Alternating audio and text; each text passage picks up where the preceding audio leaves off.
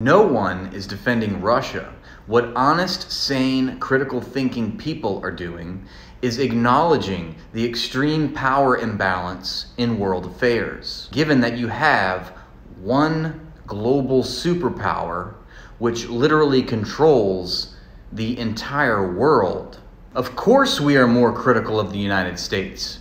The United States deserves it. America is the only global superpower. It is largely responsible for the state of the world. The United States has the lion's share of war crimes. It has the lion's share of human rights abuses. Given that we have in NATO a global military intervention force run by the US, which controls the world's energy supply, it controls the world's pipelines and the sea lanes, and props up militarily the US-dominated financial system. NATO is an alliance born out of the Cold War. When the Cold War ended, NATO should have been disbanded, much like the Warsaw Pact, which was the Russian counterpart to NATO, much like the Warsaw Pact disbanded, much like the Soviet Union disbanded. It was no longer a threat.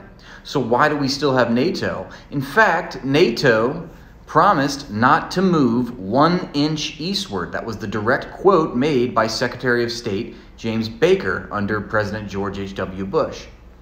And yet, since 1991, after the Berlin Wall fell, it has moved closer and closer to Russia's borders. And Russia has always thought of NATO as an existential threat. It has repeated its security concerns over the years. Their security concerns have never changed. If you look at the history, you look at statements, you look at foreign policy directives made by the Kremlin, they've always expressed that Ukraine was a red line. This is why we have the documentation to prove it.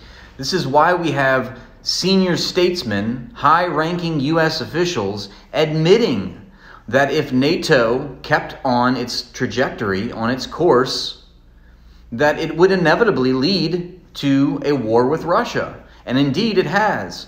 That's why you have Secretary of State James Baker admitting this. That's why you have William Burns, the current head of the CIA, who was the ambassador to Russia, in a leaked document admitting the same thing. That's why you have one of the worst war criminals in the 20th century, Henry Kissinger, most unpopularly calling for the US to negotiate a diplomatic settlement with Russia. The US, via NATO and its counterparts, encroached all the way up after decades and decades, all the way up to Russia's borders.